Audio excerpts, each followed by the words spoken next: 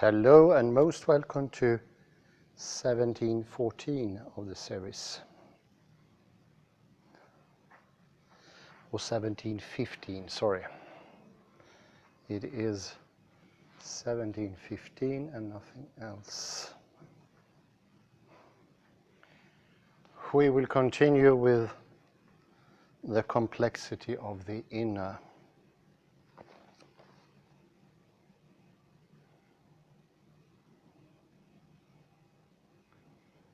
And we mentioned last time in 1714 the important difference between experience, sensation, and perception, and how they are dissimilar in duration, acuity, and connections to feelings and perceptions.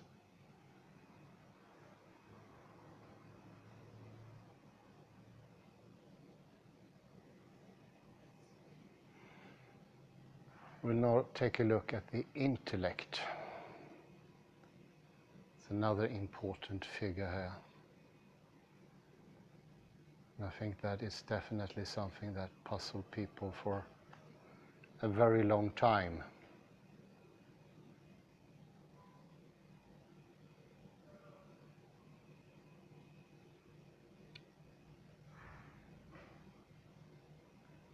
And I will read from page 152, second paragraph.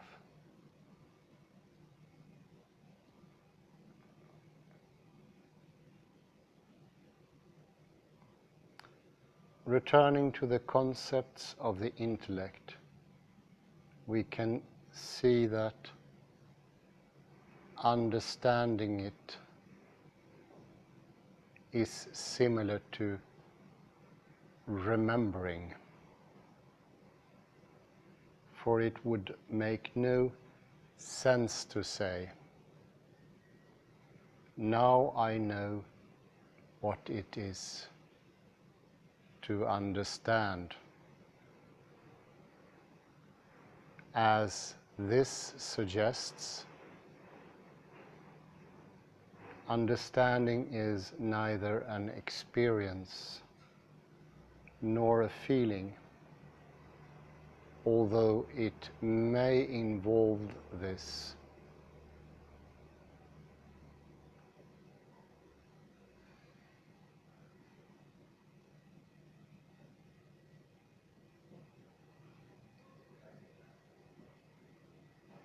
Unlike emotion,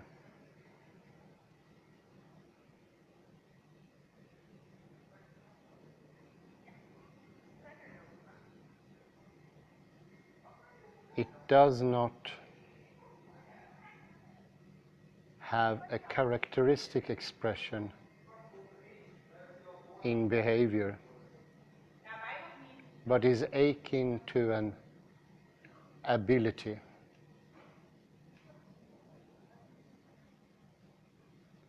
Someone who comes to understand something learns to do something new. And this does not necessarily involve having an experience or an image.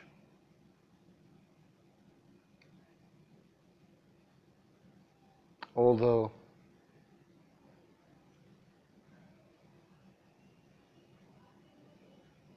it may do so.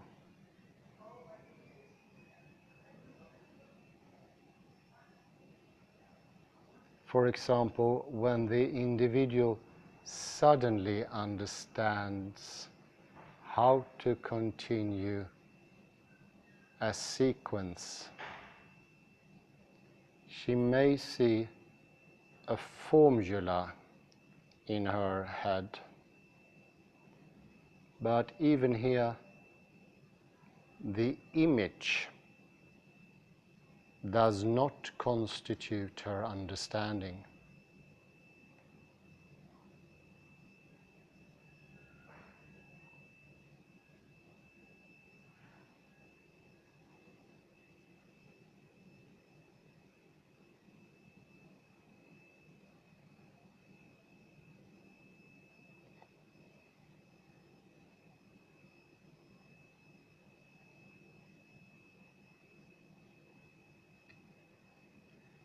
The understanding lies in the application of the image. And if someone can continue the sequence but has no image, she will still be able to understand.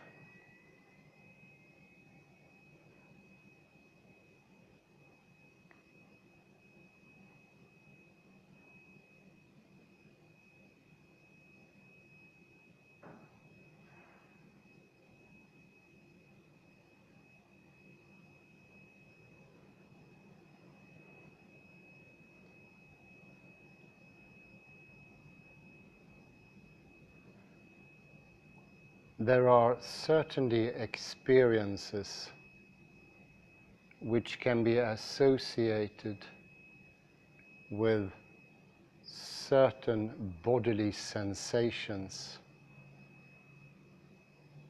A loosening in the chest maybe, or a feeling of lightness in the head.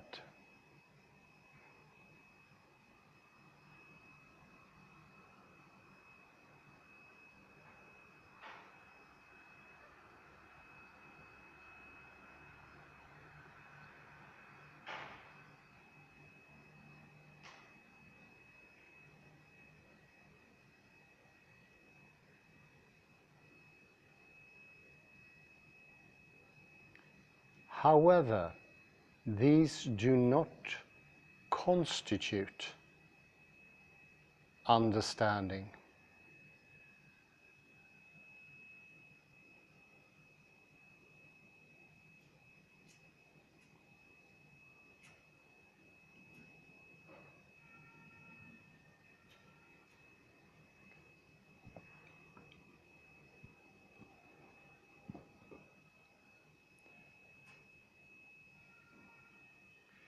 Nor should understanding be thought of as a further, specific but non-describable mental process.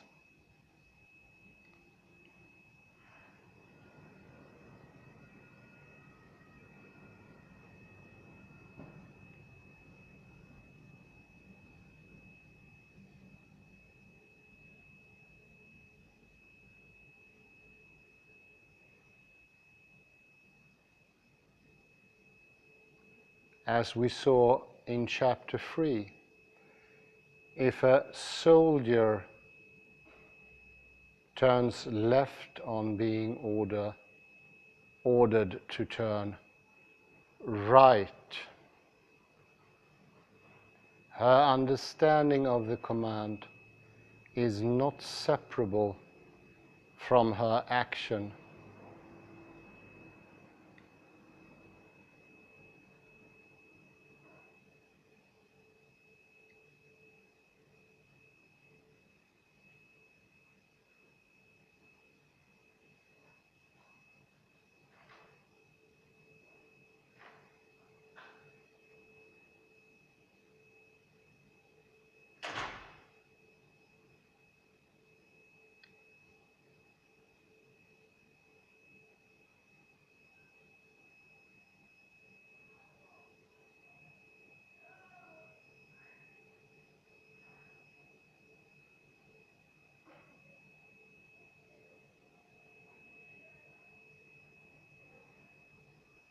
The action itself, listen now, the action itself justifies us in saying she understood the order wrongly.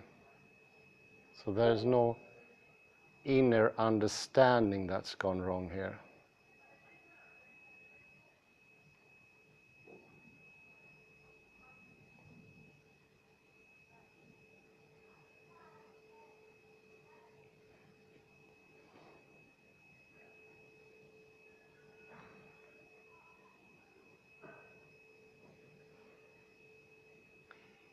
Nor should understanding be thought of as a further, specific, but non-describable mental process.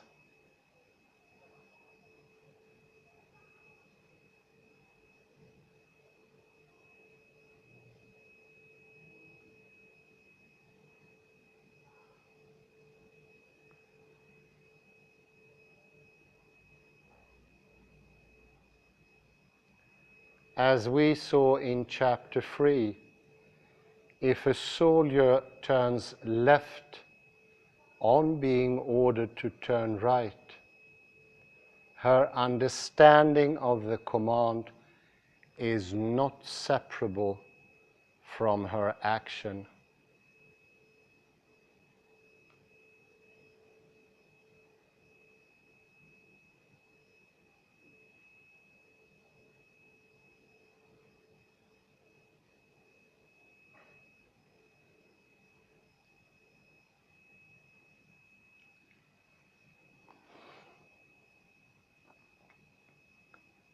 The action itself justifies us in saying she understood the order wrongly.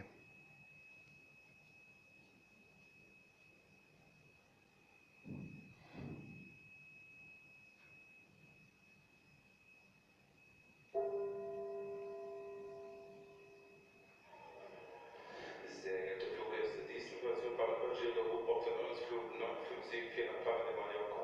Die neue Abflusszeit ist voraussichtlich 16 Uhr. Wir bitten Sie, den Sicherheitsbereich nach Möglichkeit nicht zu verlassen. Bitte achten Sie auch auf die Lautsprecheransagen sowie Anzeigetafeln. In Anfang übrigens möchten wir die Verzögerung entschuldigen und danke für Ihr Verständnis. Dear passengers, this information for all guests booked on the Union's flight 9574. The new estimated departure time will be 4 o'clock.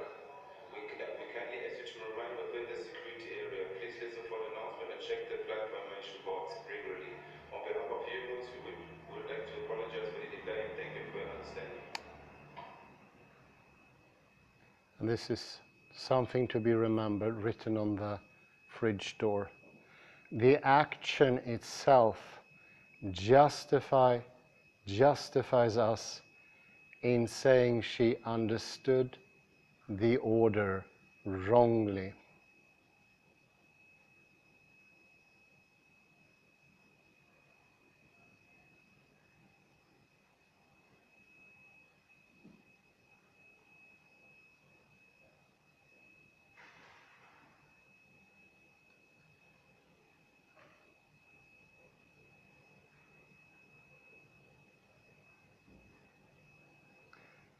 The notion of a further undescribable process explains nothing.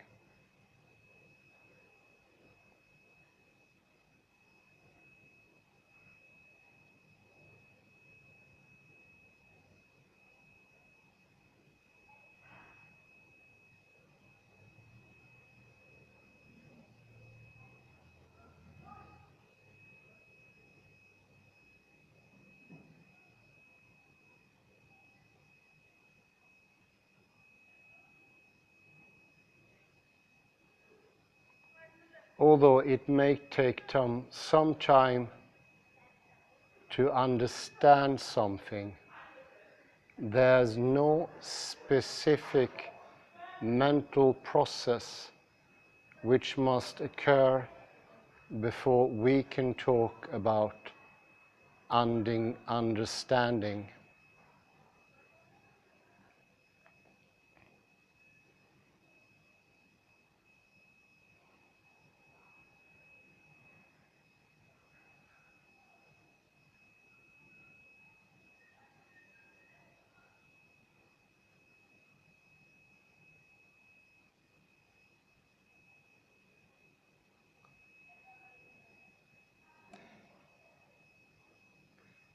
Furthermore, like thought in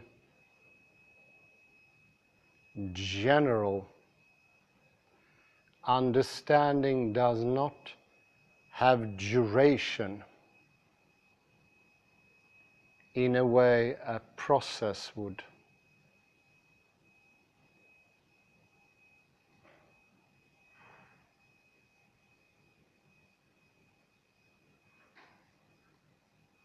And sense impressions and sensations do.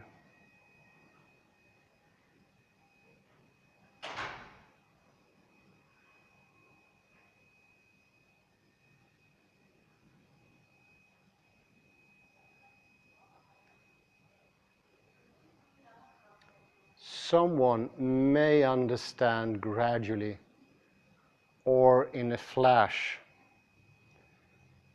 but even in the former case, it would be impossible to plot the growth of understanding on a second by second basis.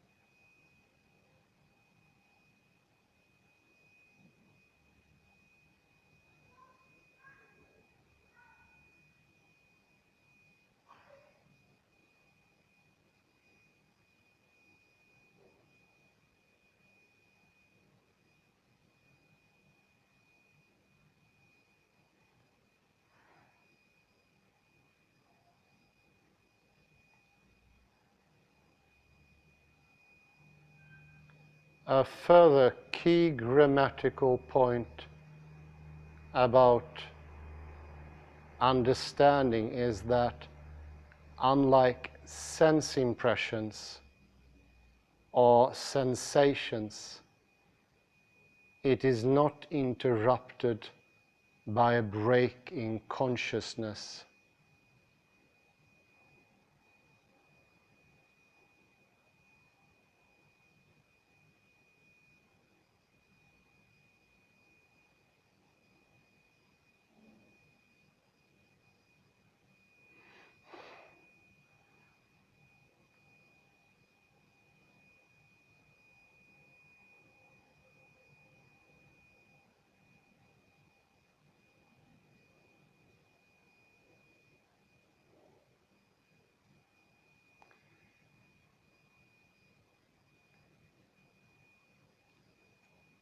This point also holds for other concepts of the intellect, such as believing, knowing, and intending.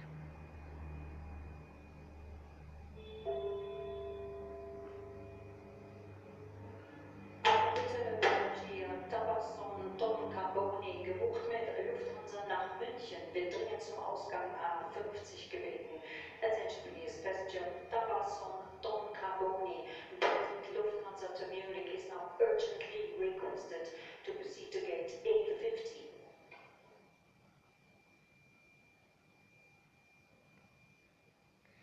Provisionally and slightly misleadingly, Wittgenstein calls these concepts dispositions, and he notes that an important difference, excuse me,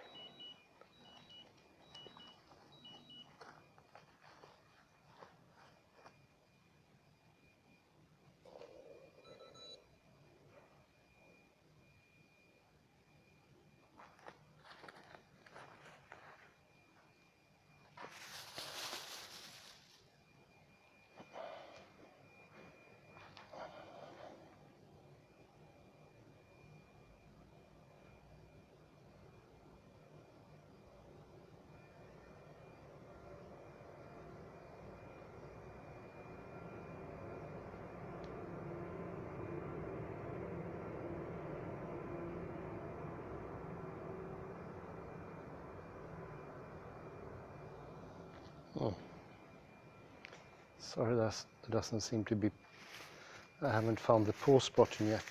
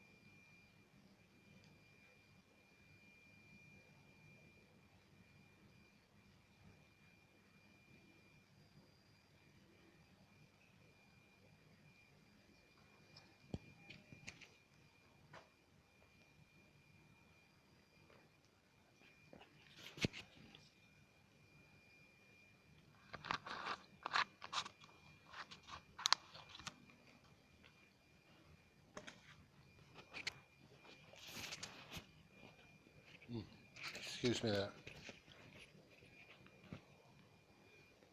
I'm trying out a new camera app here and I could not find the pause button. It's a shame when it got really interesting here.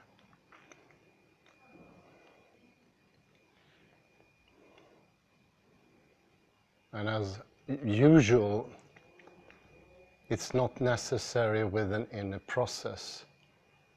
And it, as in the military example, asking for a sort of process would be absolutely redundant. And that sort of, I would say, kills off the whole idea of an innerness quite clearly.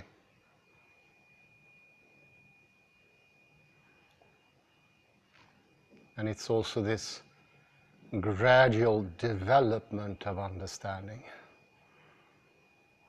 And when I think about it personally, sometimes it takes time to understand, but it's a corporal doing. It's not only for a process in the head to work out, but you can physically feel it. And I'd say tensioning up, most definitely in the tongue region, over the eyes. The jaw can become slightly tensed. There is a muscular effort.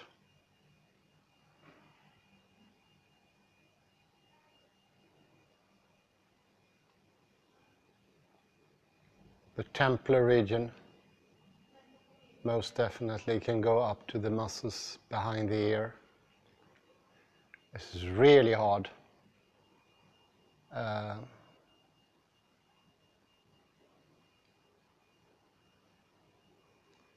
I'd say also the neck region is involved.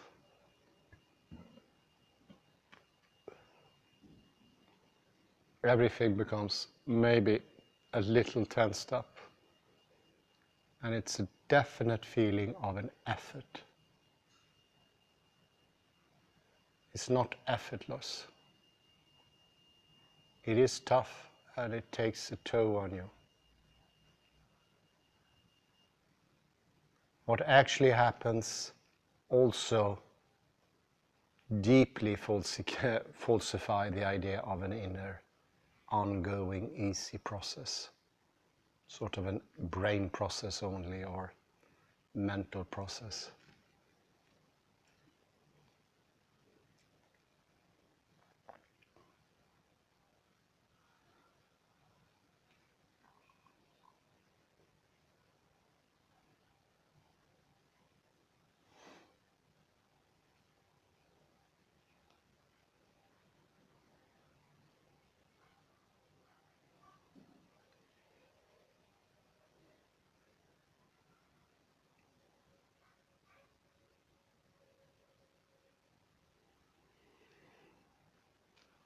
Wittgenstein calls this concepts disposition, and I've taken this as the first row, but it is very important.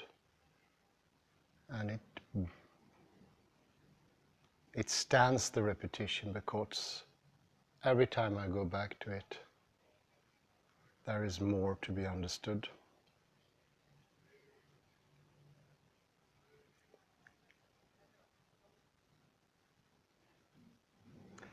An important difference between dispositions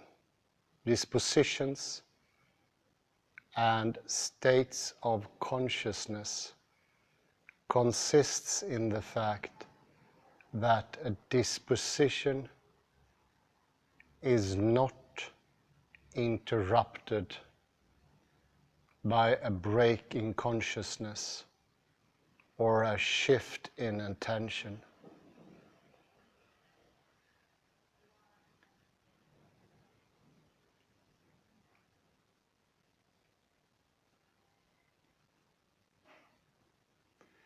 Really, one hardly ever says that one has believed or understood something uninterruptedly since yesterday. An interruption of belief would be a period of unbelief, and not a withdrawal of attention from what one believes, or sleep, for instance.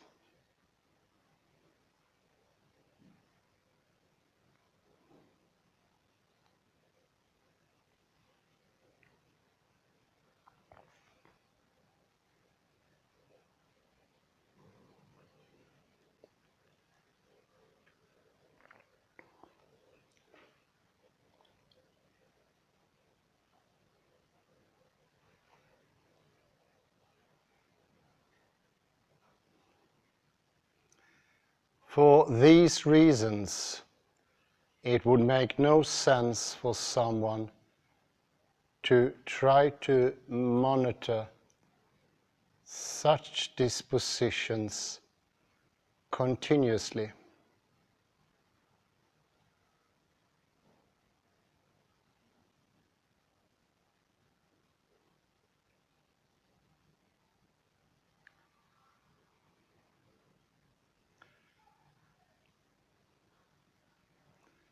While an individual might signal their continuance of a sensation by holding her hand in the air, it would be ridiculous to ask her to do the same for an intention.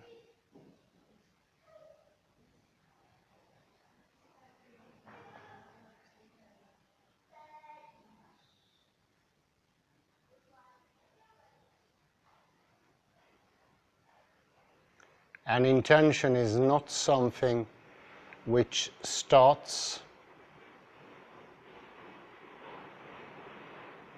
continues, then stops, Rather, an individual is said to be intending to do something from the moment she decides to do it until such time as she does it or changes her intentions.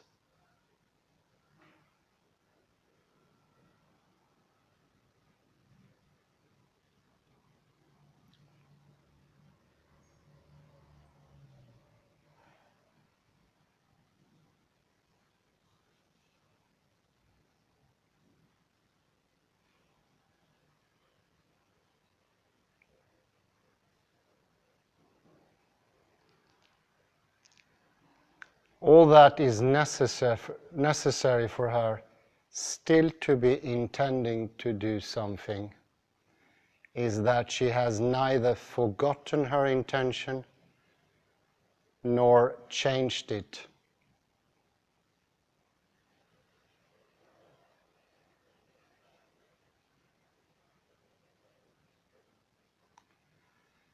This makes the duration of an intention quite different from the duration of a sensation.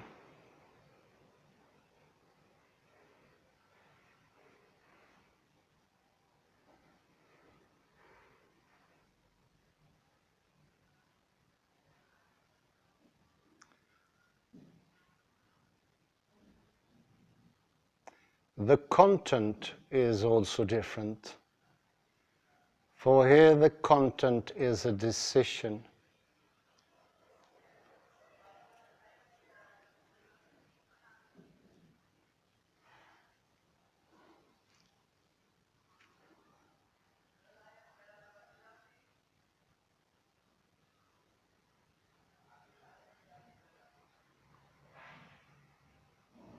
For this reason, intensity words do not apply to it, although we say, I firmly intend, I fully believe, etc.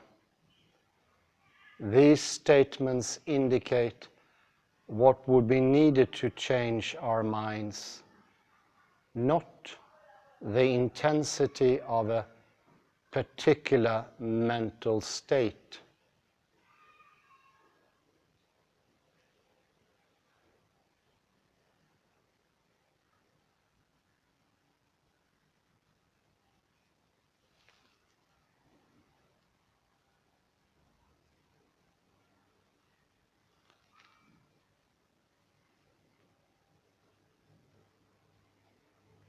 The individual does not notice a fading or a growing intention. Rather, she commits herself to a particular way of acting and may wish to underline the degree of that commitment.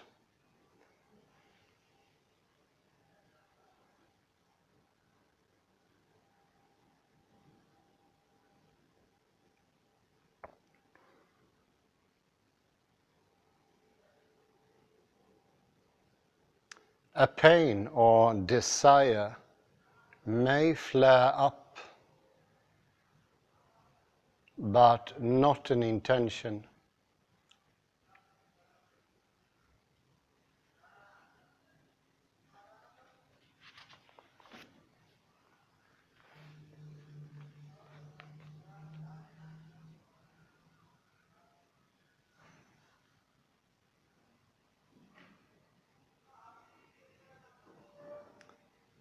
So you see here more and more this oversimplification or banality of the inner is shown to have an enormous diversity. It is almost like discovering a new fauna of an unknown continent or a different life world hidden beneath what we thought was so absolutely obvious unobfuscated and clear, turns out to be widely complicated, enormously diverse, multifarious, showing an interesting landscape, loads of things to discover, develop, learn, change.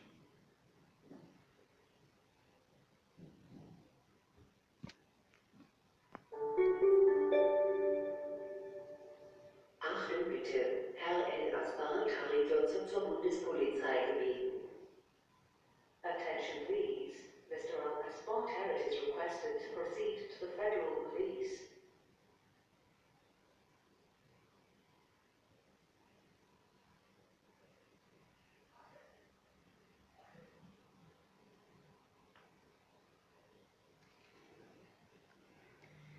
The suggestion that intention and belief, etc., are dispositions creates a problem,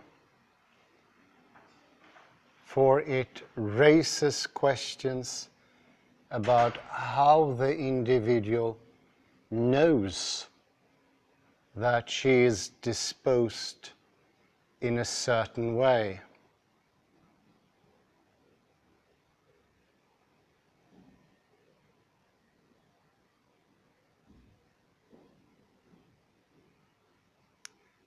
With others, the problem does not arise, for the individual can observe the other person and infer from this how she is disposed.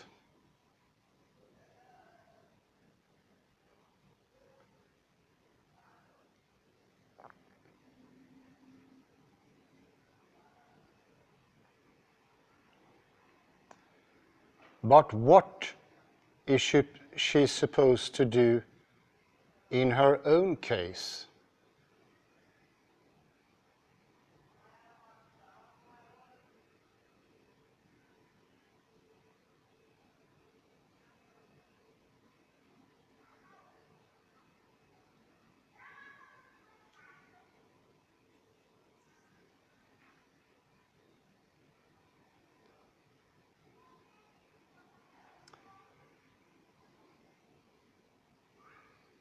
Traditionally, philosophers have argued that we know our own beliefs directly.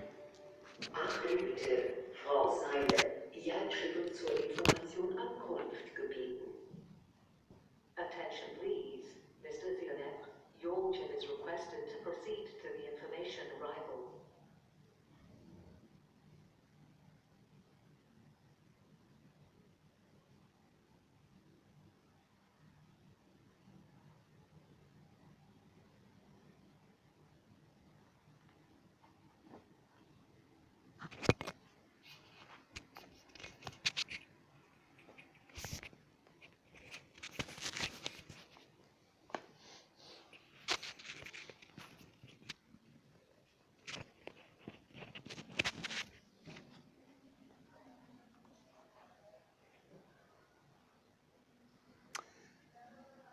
Traditionally, and I agree, I think that's the common sense as well,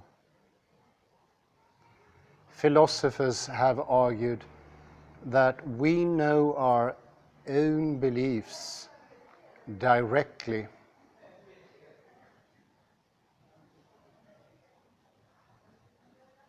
And those of others indirectly.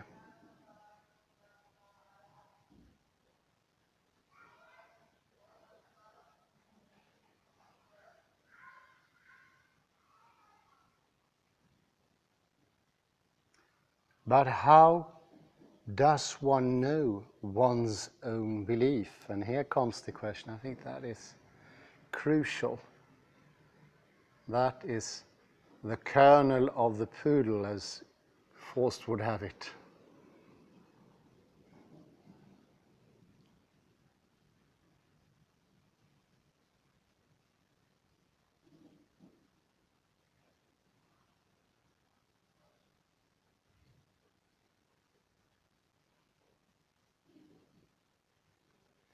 what does the state of belief look from inside?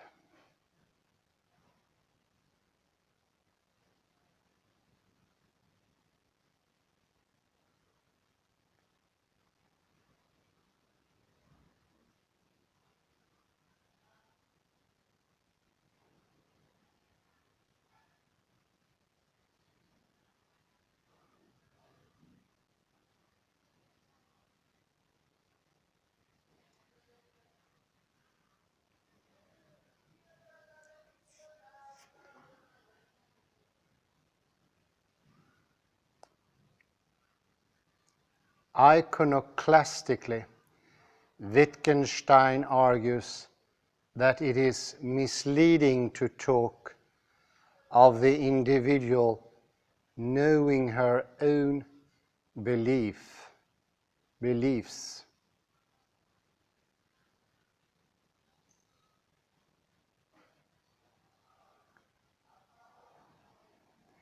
And he denies that she discovers them introspectively.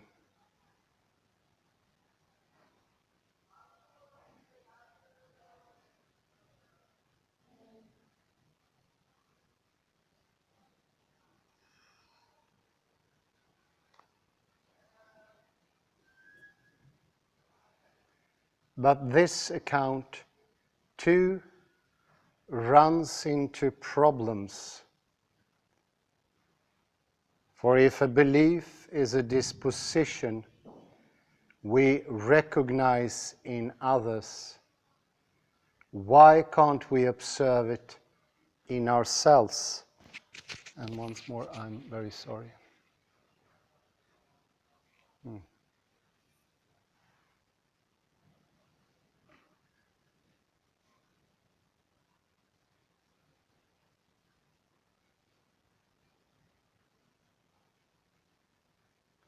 Furthermore, how can the concept belief be made up of such disparate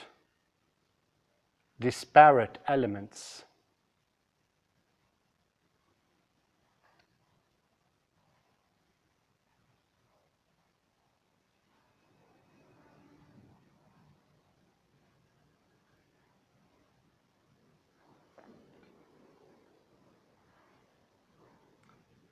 For according to Wittgenstein, the first person uses of it are non-observation based utterances.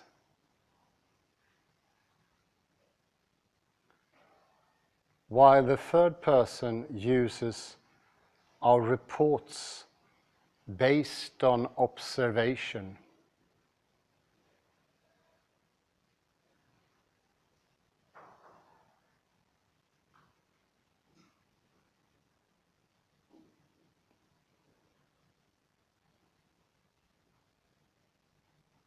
This gives the verb a peculiar asymmetry, as is illustrated by the case of mistaken belief for, while it makes sense to say,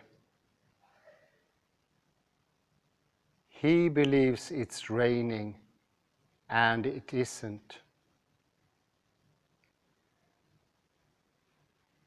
Or suppose I believed it was raining and it wasn't. Or even, I believed it was raining and it wasn't, and it isn't.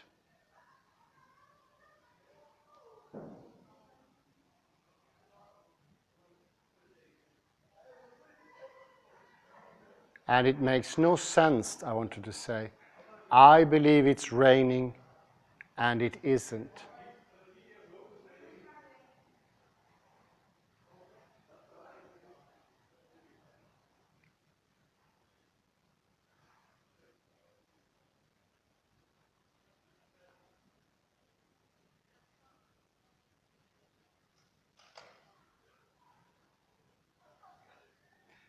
So does this mean that the first person present says something different from the third person uses?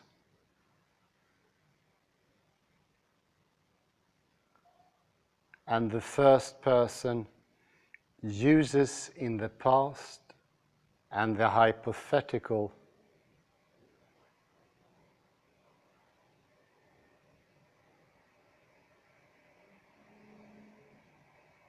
mode. The answer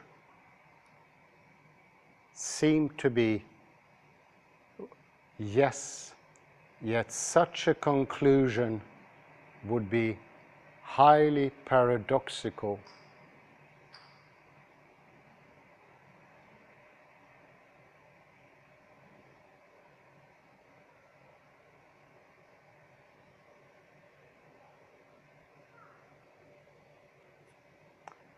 The general issue at the heart of the problem here is the question of whether the individual can observe her own disposition.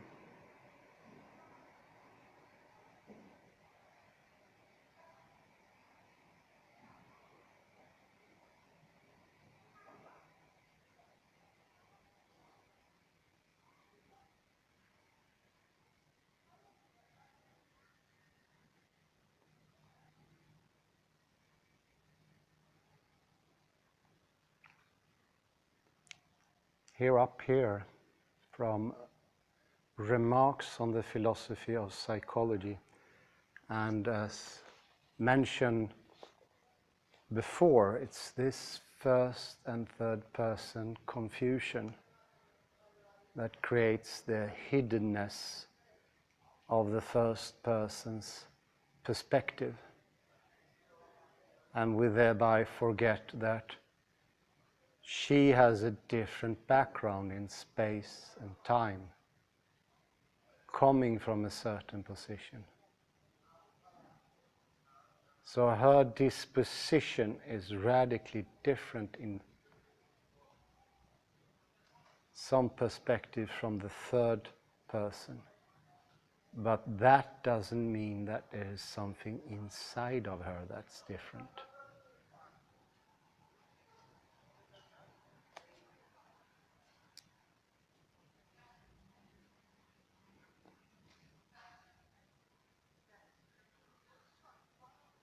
The hiddenness is a consequence of how the grammar is working, not the facts of the circumstances.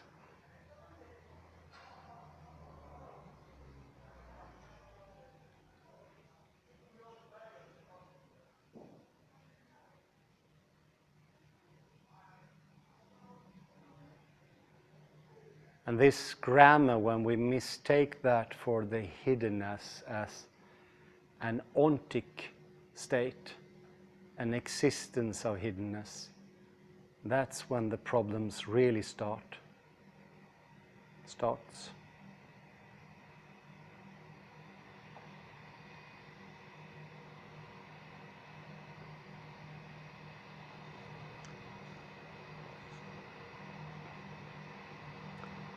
A belief, a wish, a fear, a hope, a fondness, each can be called a state of man.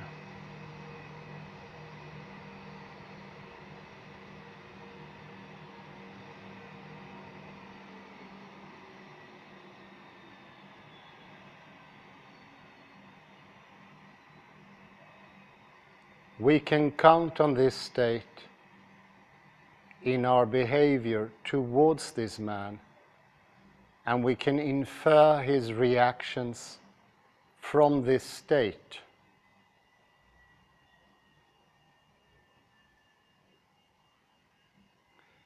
And if someone says, all this time I had the belief, all my life I have wished etc. He is simply reporting a state, an attitude.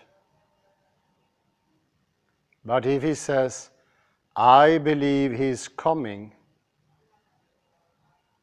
or I wish you'd come, then he is acting according to that condition, not reporting that he is in it.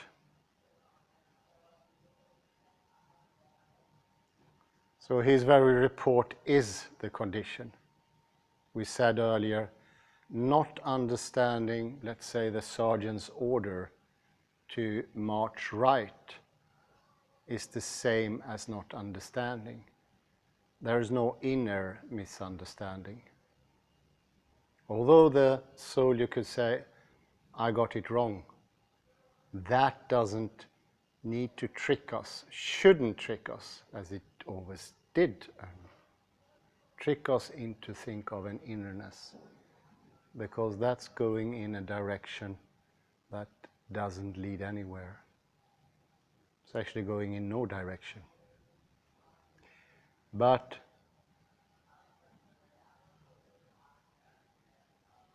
if that were right, then there ought to be a present form of that report.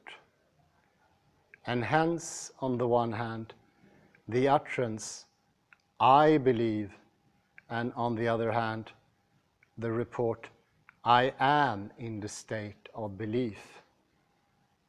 And similarly for wish, intention, fear, etc.